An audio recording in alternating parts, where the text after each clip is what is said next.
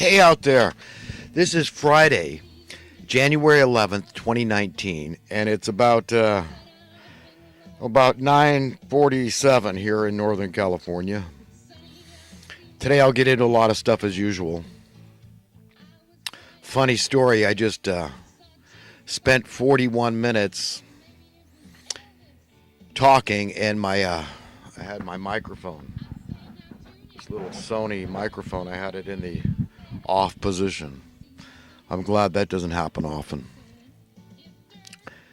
but it happens once in a while, and it just happened to me. So I'm a little thrown off at the moment, but listen, I kind of wanted the theme to be today to be pointing out the irrefutable evidence that we're being manipulated, okay, from very powerful, what I call satanic forces. Okay, and I'm not just talking about Americans, I'm talking about humanity at large.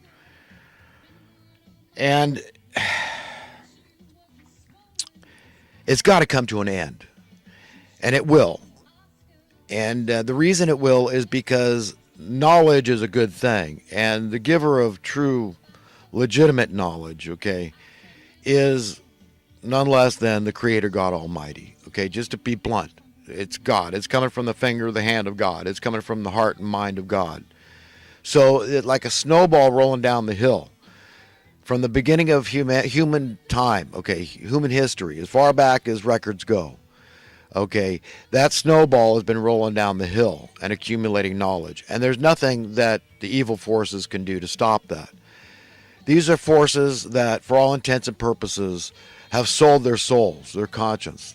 They don't care about those. They don't value those things. Those things aren't relevant or pertinent to this spirit. And these people that embrace that spirit that are manipulating the masses of humanity. Because if you look at a typical human being, you know people in your family, you know friends, you know peers, you meet strangers, okay, on and on and on, that are good, decent people like yourself, that you know that these people are just people like you, that they want very similar things in terms of creature comforts and on like that, right? And sure, we all like the niceties. We all like to think of ourselves as successful and prosperous and financially free and financially secure. We all want those things. We get that, okay?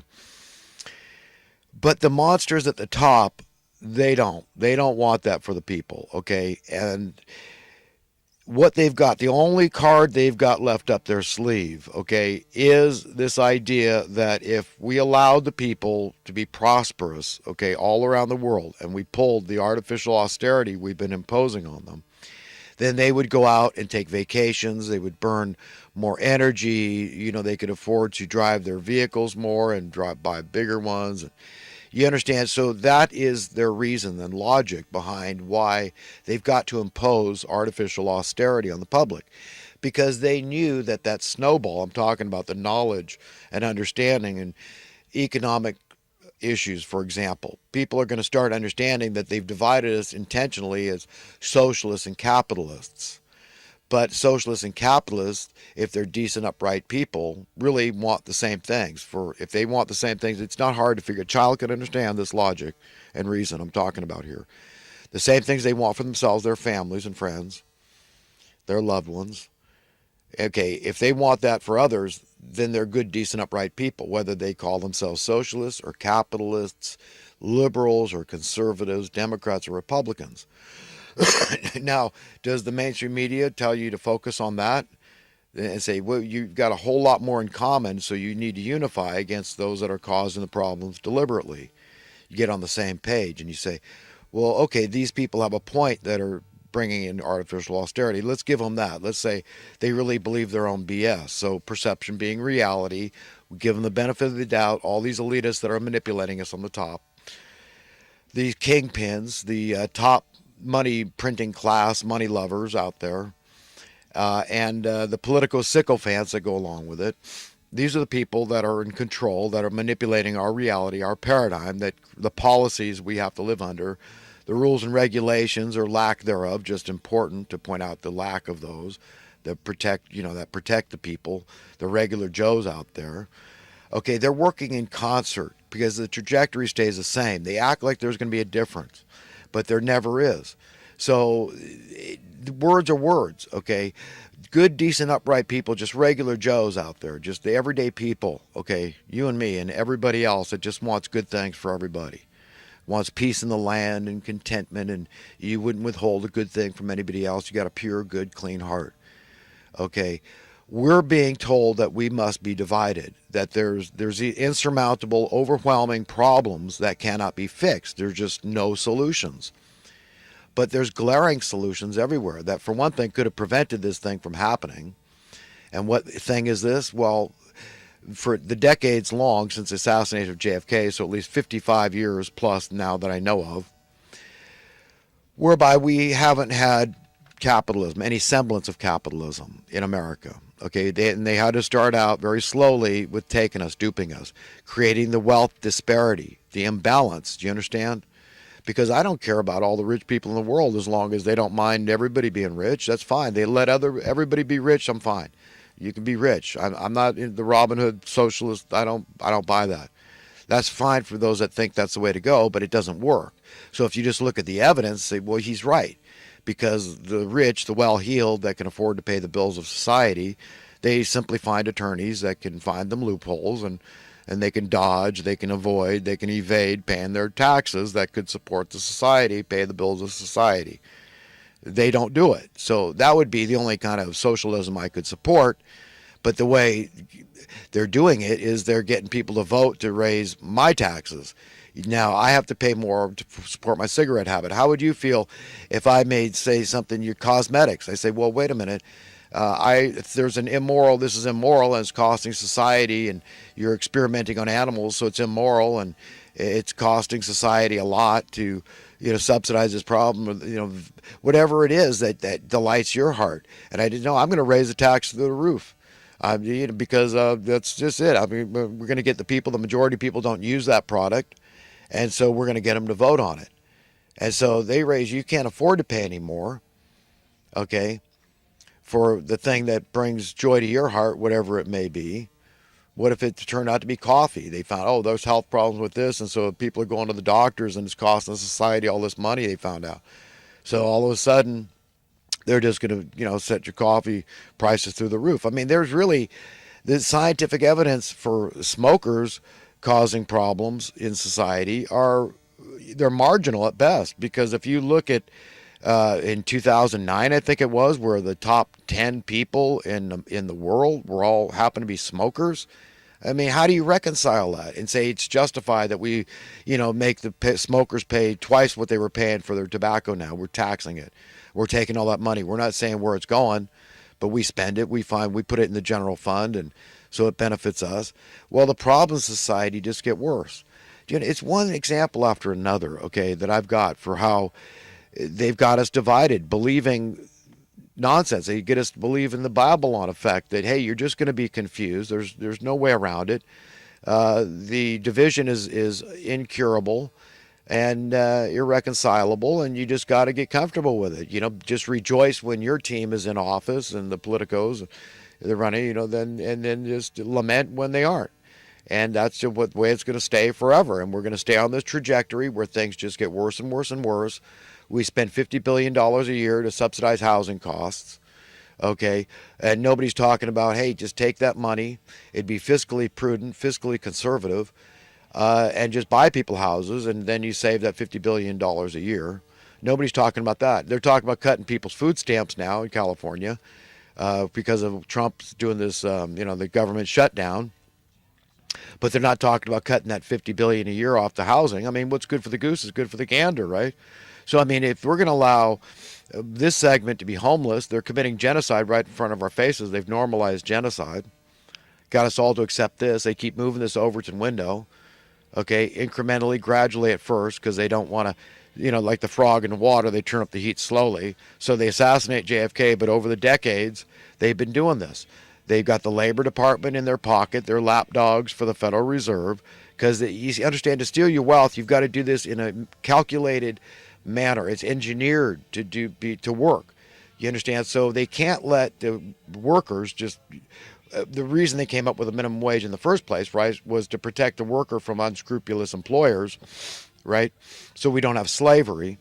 So you understand? So now there is a moral, legitimate wage that you pay. So this is very critical to understand how, they get away with this stuff and how it all works together. It combines so that they could get away with this theft of the wealth of the people of the nation, the workers. You understand? They're stealing the wealth from the people that are contributing the most productive out there. Just the everyday people, regular workers, the minimum wage worker. What did he do to deserve this? Yet these are the people we're going to pick on?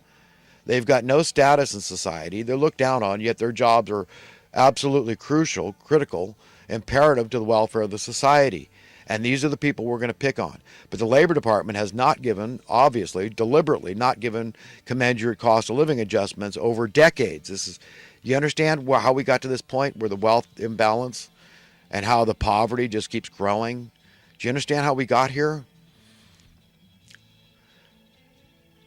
And how that could have prevented all these problems? I mean, I'm just trying to make people think, because you've got the same capacity to think as I do.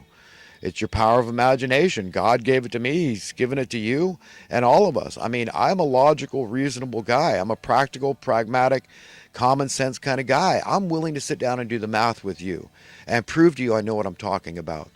I mean, it's as simple as this. Go back, look at the Labor Department statistics. What was minimum wage 55 years ago?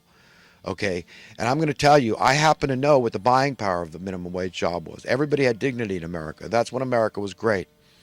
You could afford to be a homeowner. Your wife could stay home if she elected to and take care of the family. If she wanted to work, she could do that too, because babysitters were, pennies on the dollar back then.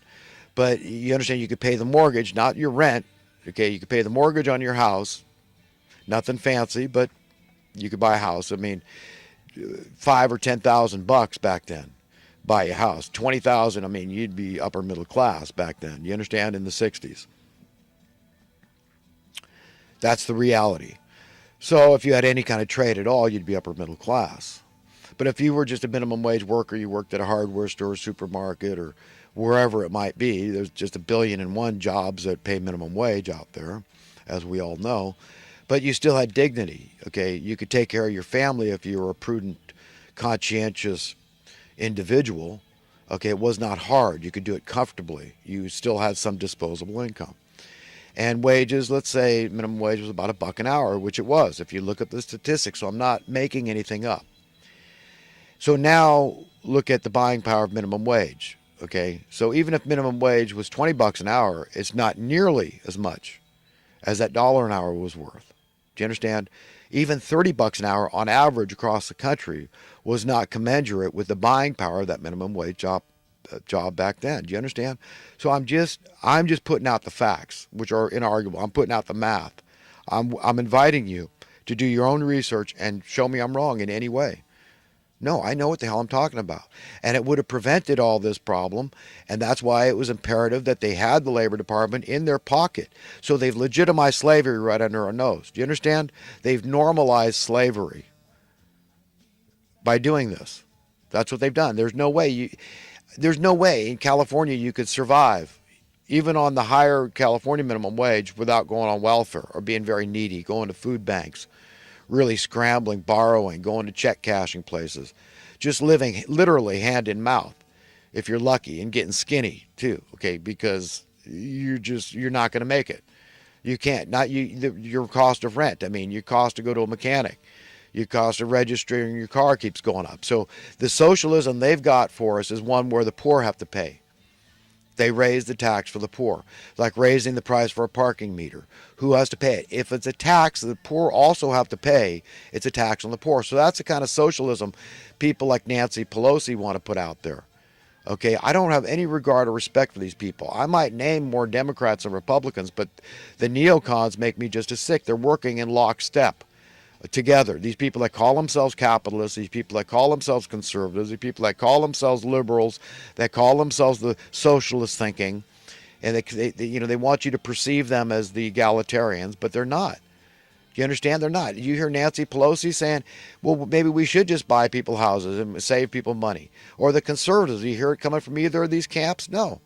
So I'm flapping in the wind, sounding like some kind of radical nut, okay, that doesn't know what the hell he's talking about. When I'm saying prove it, prove me wrong. Show me I don't know what I'm talking about. I know exactly what I'm talking about. I know how they've stolen the wealth of the people of the nation. And this, by extension, the rest of the world. This is how it happens.